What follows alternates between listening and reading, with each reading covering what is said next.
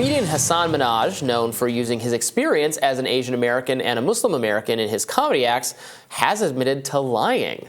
Minhaj said in a profile in The New Yorker that he uses emotional truth and hyperbole to make his jokes work, but now has revealed many of these stories didn't actually happen to him, but rather happened to people he knows. Telling The New Yorker, Minhaj said, "Every story in my style is built around a seed of truth. My comedy, Arnold Palmer, is 70% emotional truth. This happened, and then 30% hyperbole, exaggeration. Fiction." So this is a pretty thorough debunking of the stories he's told in his Netflix specials. There was one where he talks about a supposed informant who infiltrates the mosque community he's a part of. He made up this character. He gave him a name, the name of a real informant, but it had nothing to do with their community. He made up that he got sent an envelope full of anthrax, I believe, or some kind of powder that necessitated an emergency room visit and police involvement. That didn't happen. Also that he was...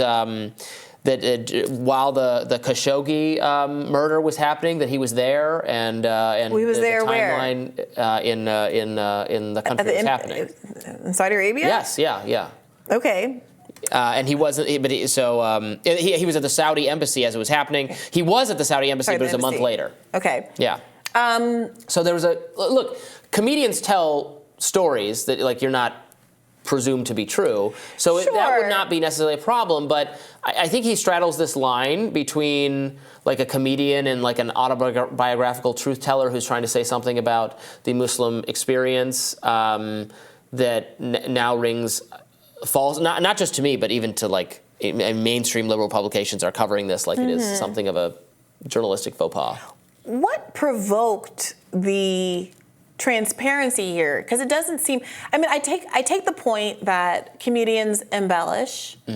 I do think that he is doing something other than straight comedy with his stand-up. I mean, it's very politically themed. His stand-up show, The Patriot Act, he does take on the mien of a journalist, and he is up for the job of taking over the Daily Show from Trevor Noah, which again is not also straight journalism, but does deal in news, and one you would expect that things some being said on that show to be accurate. And the line between like a comic skit, which happens on those late night shows, and the news seems pretty clear.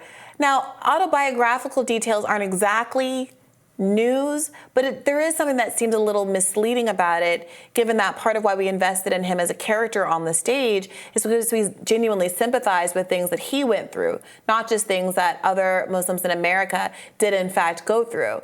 And why not then just talk about the experiences of others if it is being cribbed from real life? Why the need to personalize it except for wanting to kind of puff yourself up in a way that seems a little exploitative? Yeah, and I mean, he's been put forth as a representative, as an example, as a victim of the kind of, like, in this profile of him that calls out these details, quotes Trevor Noah talking about him and saying, "We need Hassan's voice since Donald Trump came down that golden escalator and turned immigrants and Muslims into his targets." That he's a consistent reminder that Hassan is America and America is Hassan. Yeah, I mean, if you're in that role, that does... you do have to have a greater level of honesty about what's going on. So it seems like people came forward and or this writer in the course of profiling Hassan found out that people who were referenced or had knowledge of some of these events hadn't gone like that.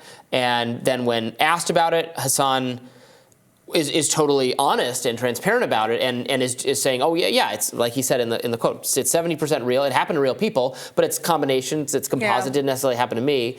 And that's so he doesn't sound like he's not behaving like someone who's caught doing something wrong. No. He's saying that no, you're applying and standards that maybe don't he apply to me. hasn't. Like I'm processing this still.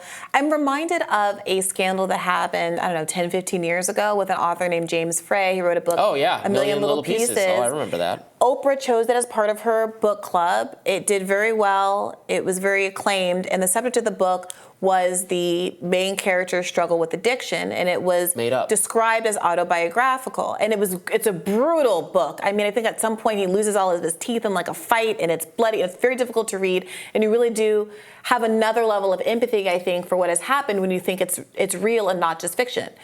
Now, once it came out that it was fabricated, people turned on James Frey, people turned on the book. It was perceived as a betrayal. I think Oprah did a follow-up characterizing it as a betrayal of sorts. And I remember at the time having read the book thinking, yeah, I mean, that is a misrepresentation. But honestly, I liked the book. I still value the book, and I wouldn't have really made any kind of different decision as to whether to read the book or enjoy the book or rate the book differently based on what I know now. And I think I'm kind of landing in that place with Hassan Minaj. It feels a little manipulative and frankly kind of unnecessary. But at the end of the day, I do think that there is a pretty significant latitude that comedians get in terms of embellishment.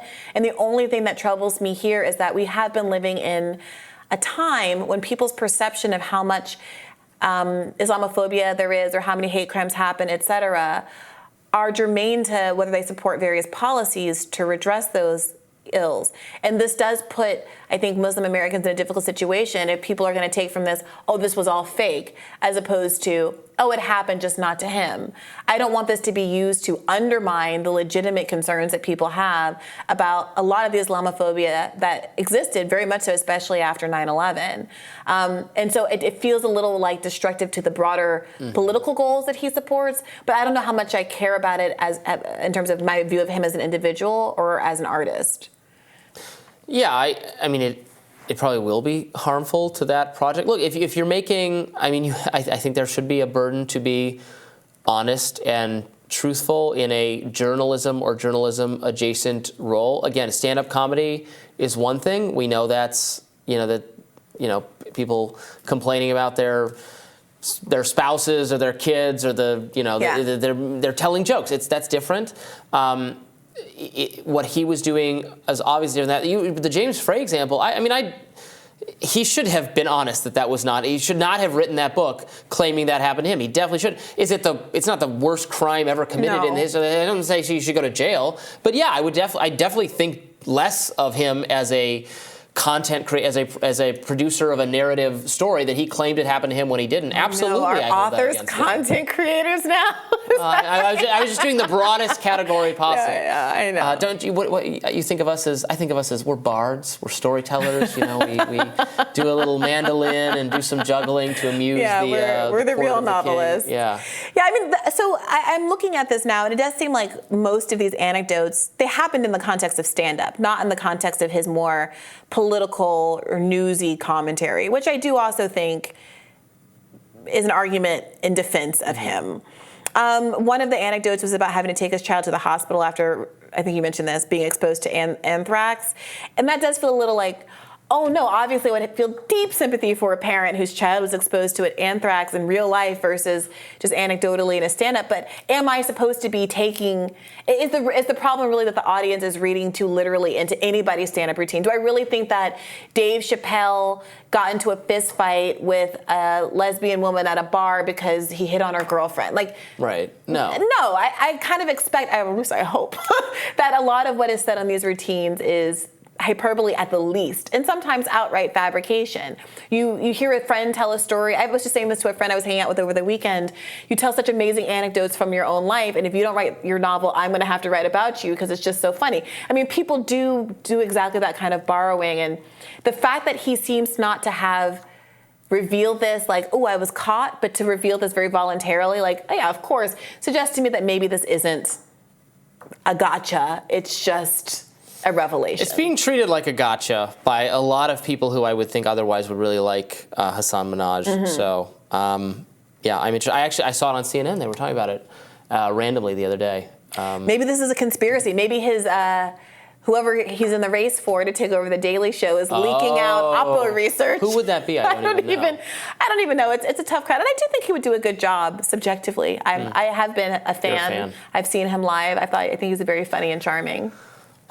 Chicken didn't actually cross the road. That's what we're finding out here. Shocking. More Rising right after this.